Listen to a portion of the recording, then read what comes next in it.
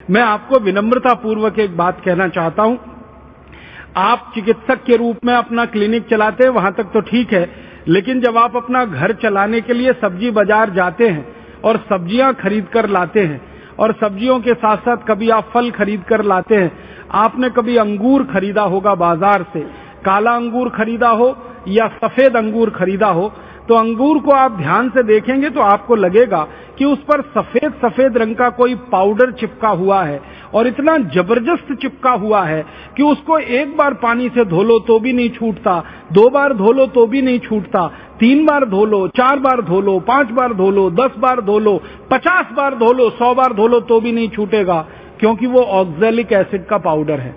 फिर आप अंगूर खाते हैं, आपको मालूम है आप चिकित्सक होकर जहर खाते, और आप अकेले अंगूर नहीं खाते हैं, आपके किसी सहयोगी को भी खिलाते हैं, आपके किसी मेहमान को भी खिलाते हैं। एक तरफ कहते हैं मेहमान देवता होता है और उन्हीं को जहर भरा अंगूर खिला देते हैं। फिर यही अंगूर को आप सुखा लेते हैं, किशमिश बना लेते हैं, फिर इस किशमिश को खीर में डालते हैं, इस किशमिश को हलवे में डालते हैं, इस किशमिश को आप अपने कई तरह के पकवानों में डालते हैं, फिर खा जाते हैं, फिर उतना ही जहर आपने खा लिया।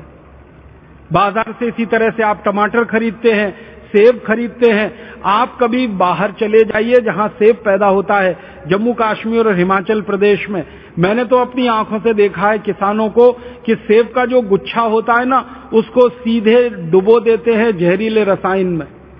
फिर हम भिंडी खाते हैं, हम तोरई खाते हैं, दूधी खाते हैं, हम पालक खाते हैं, मेथी खाते हैं। सब्जियों के ऊपर इतना स्प्रे होता है इन सभी केमिकल्स का कि हालत खराब है खाते खाते। एक साधारण भारतवासी कल्पना करिए, साल भर में 200 मिलीग्राम जहर खा जाता है सब्जियों के रूप में, और एक साधारण भारतवासी गेहूं, चावल, चने, दाल पर जो यूरिया डाला गया, डीएपी, सुपरफॉस्फेट डाला गया, उसके रूप में करीब करीब 1 किलो 700 ग्राम रसायन खा जाता है। यूरिया, डीएपी, सुपरफॉस्फेट के रूप में 1 किलो 700 ग्राम हम रसायन खा जाते हैं।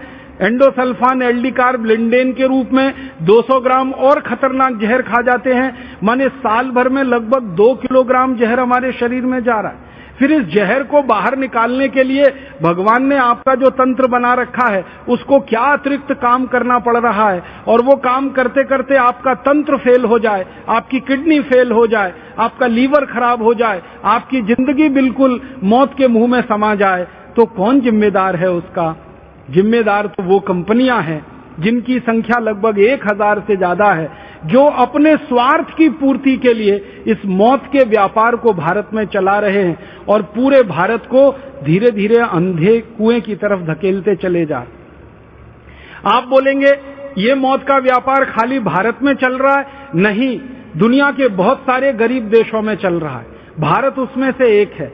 हमारा पड़ोसी देश इंडोनेशिया, वहां भी यही मौत का व्यापार चल रहा है। हमारा एक पड़ोसी देश वियतनाम, वहां भी यही मौत का व्यापार चल रहा है। हमारा एक पड़ोसी देश अफ्रीका, वहां भी यही मौत का व्यापार चल रहा है। दुनिया में जो गरीब देश माने जाते हैं, जो विकासशील देश माने जाते हैं, जो अभी तक अमीर नहीं हुए हैं, समृद्धशाली नहीं हुए हैं, ऐसे 150 से ज्यादा देशों में यही मौत का व्यापार चल रहा है। और यही 1000 कंपनियां हैं जिनके नाम हैं, वो इन देशों में भी यही मौत बांट रही हैं।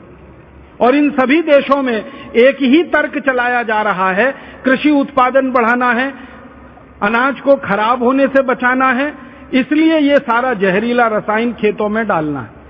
अब जब इन कंपनियों को यह कहा जाता है कि उत्पादन अगर कृषि का बढ़ाना है और अनाज को खराब होने से बचाना है, फल सब्जियों को सड़ने से बचाना है, तो ये काम तुम्हारे देश में क्यों नहीं करते?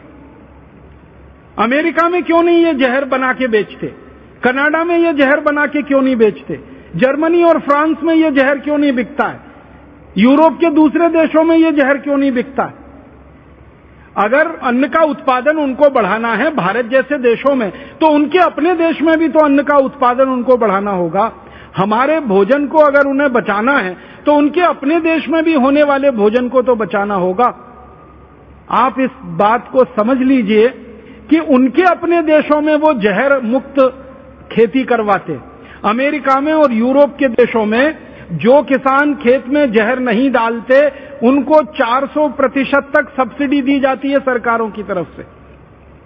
ये 400% सब्सिडी का मतलब आपको समझाना चाहता हूं। अगर कोई किसान अमेरिका और यूरोप में $100 का उत्पादन करे और उस खेत के उत्पादन में वो 1 पैसे का भी जहर ना डाले, यूरिया डीएपी ना डाले, एंडोसल्फान आदि ना डाले, तो उस किसान के $100 के उत्पादन को सरकार $400 में खरीदती है, ज्यादा कीमत दे के खरीदती है। $100 के उत्पादन को $400 में खरीद लेते हैं, फिर दुनिया भर के देशों में उसको वो बेचते हैं, ये अलग बात है। तो अपने देश में यूरोप और अमेरिका के किसानों को वो कहते हैं कि जहर मुक्त खेती करो, विष मुक्त खेती करो, खेत में जहर मत डालो और ज्यादा पैसा ले लो सरकार से। और वही देश की कंपनियां भारत में आकर उल्टा काम करती हैं, जहर युक्त खेती कराती हैं, विष युक्त खेती कराती हैं और हमारे खेतों की धमनियों में, हमारी धरती माता की धमनियों में इतना जहर डलवा दिया है कि आपके खून में, मेरे खून में, भारतवासियों के खून में ये जहर आने लगा है। हमारे देश में कई वैज्ञानिक संस्थाओं ने तो यहां तक रिसर्च करके बताया है कि माताओं के दूध में अभी एंडोसल्फान पाया गया है, माताओं के दूध में एलडी कार्ब पाया गया, माताओं के दूध में लिंडेन निकला है, माताएं अपने नौनिहाल बच्चों को जो दूध पिलाती हैं उसमें ये जहर पाया गया है। आप सोचिए कि ये जहर कितने बड़े पैमाने पर, कितने बड़े स्तर पर हमारे देश के लोगों के स्वास्थ्य के साथ खिलवाड़ कर रहा है। बहुत बड़ा मौत का व्यापार